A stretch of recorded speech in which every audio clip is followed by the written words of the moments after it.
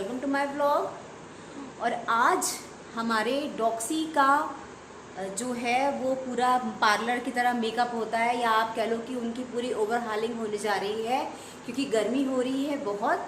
Doxy को लगती है बहुत गर्मी, इस समय उसके बाल बहुत ज़्यादा झड़ रहे हैं।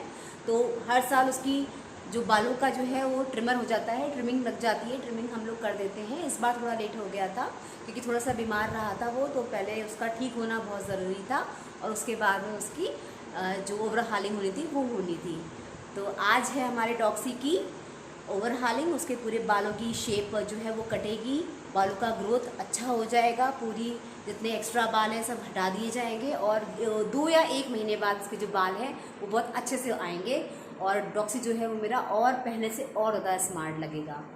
तो सारी तैयारी पूरी है और मैं आपको दिखाती हूँ कि कैसे हैं हमारे डॉक्सी और कैसे हो जाएंगे हमारे डॉक्सी। तो देखिए, तो ये है वो ट्रिमर जिससे डॉक्सी की होने जा रही है ट्रिमिंग। उसके बाल पूरे क्लीन हो जाएंगे, सारी जितनी गंदगी है उसके स्किन की वो दूर हो जाएगी। देखिए ये हो रही है इनकी ट्रिमिंग और ये गुस्से में है। कुछ बहुत मेहनत किस्म के इनके जो बाल हैं उसको कट कर रहे हैं ताकि उनको परेशानी भी ना हो और ये अच्छे से अपने बाल भी कट करवा लें। ज़रा सा भी तेज़ लग गया तो ये गुर्राएंगे बहुत तेज़, सुना। तो गाइस बहुत बड़ा काम था डॉक्सी की ट्रिमिंग होना और डॉक्सी के बाल सारे हट जाना। डॉक्सी के बाल के कटने के बाद में पूरी घर में पूरी सफाइयाँ करी गई हैं, दोबारा से सफाइयाँ हुई हैं, डिटॉल डाल डाल के पूरा घर को क्लीन करा गया है। हर चीज़ फ्लोर तक बहुत अच्छे से क्लीन दोबारा हुआ है। मेरा काम दोबारा बढ़ा था और खैर हो गया सारा काम पूरा। और अब डॉक्सी काफ़ी टाइम के लिए क्लीन हो गए हैं। अब उन्हें कोई ज़्यादा दिक्कत नहीं आएगी, कोई ज़्यादा परेशानी नहीं आएगी। उनके बाल अब थोड़े थोड़े उगेंगे, तब तक ठंड आ जाएगी तो उसको भी आराम हो गया और हमको भी आराम हो गया। हमको इसलिए आराम हो गया कि अब उसके ज़्यादा मुझे जब उसको ना नहलाओ तो बहुत परेशानी होती थी, शैम्पू लगाओ या कुछ लगाओ तो उसे बहुत परेशानी होती थी, फिर उसके ड्राई होने में बहुत परेशानी होती थी। अब क्या है कि स्किन है भाई, बाल तो दिख ही नहीं रहे हैं, तो अब आराम से उसको नहला दो, एकदम ड्राई हो गया और पूरा अच्छे से सब साफ। हम भी काम से कम हो गए और उसको भी आराम मिल गया। खैर बहुत बड़ा काम होता है ये पेट्स को पालना, डॉग्स को पालना अपने घर में एक बहुत बड़ा काम है। एक्चुअली काम इतना बड़ा नहीं है, क्लीनिंग का बहुत ध्यान रखना पड़ता है, सफाई का बहुत ध्यान रखना पड़ता है। और आप यकीन नहीं मानोगे कि जहाँ पे पेट्स होते हैं वहाँ पर मेरा तो पूरा घर रोज़ धुलता है, पूरे घर की धुलाइयाँ रोज़ होती हैं, क्योंकि पेट के घर में होने से क्लीनिंग का बहुत मतलब अगर आपका घर का जो नॉर्मल क्लीनिंग है उस नॉर्मल क्लीनिंग से भी ना बहुत ज़्यादा तेज़, बहुत ज़्यादा कहते हैं ना एक्स्ट्रा वाली जो क्लीनिंग होती है वो घर की करनी पड़ती है, तब जाके घर ऐसे दिखाई देते हैं कि हाँ भाई हाँ लग रहा है कि हाँ घर क्लीन है।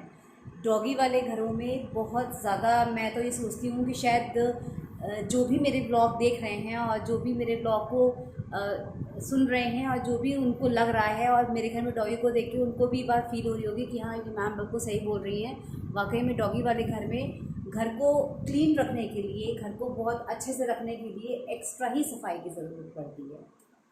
तो हो गया है काम, खैर अब आगे की सोचते हैं।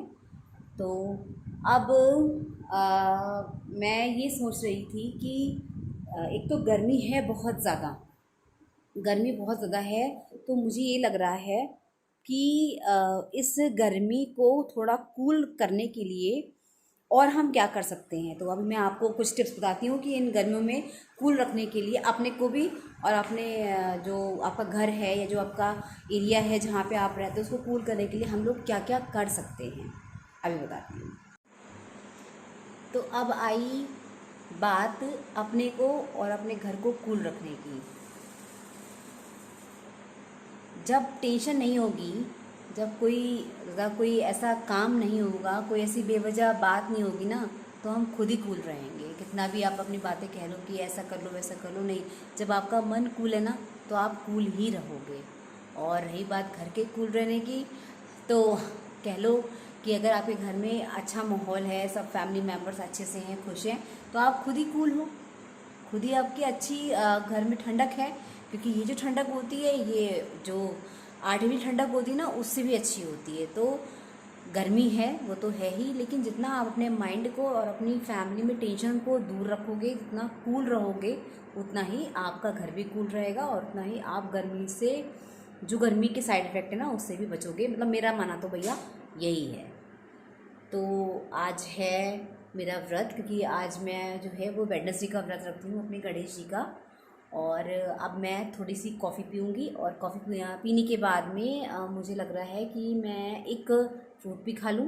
तो पहले मैं फ्रूट खा लेती हूँ गाइस।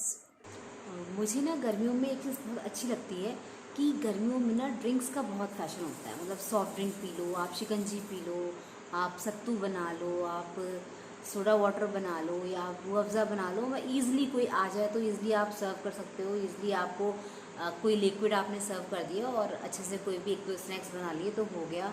मुझे गर्मियों में थोड़ा सा ये लिक्विड का जो होती है फॉर्मेलिटी किसी के आने पर, वो मुझे ज़्यादा अच्छी लगती है।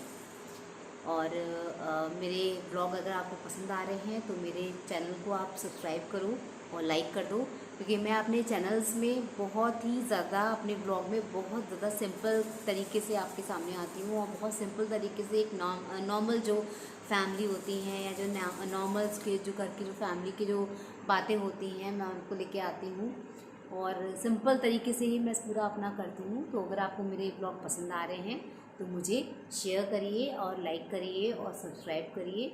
और मिलते हैं अब हम लोग अपने नेक्स्ट ब्लॉग में। Bye bye.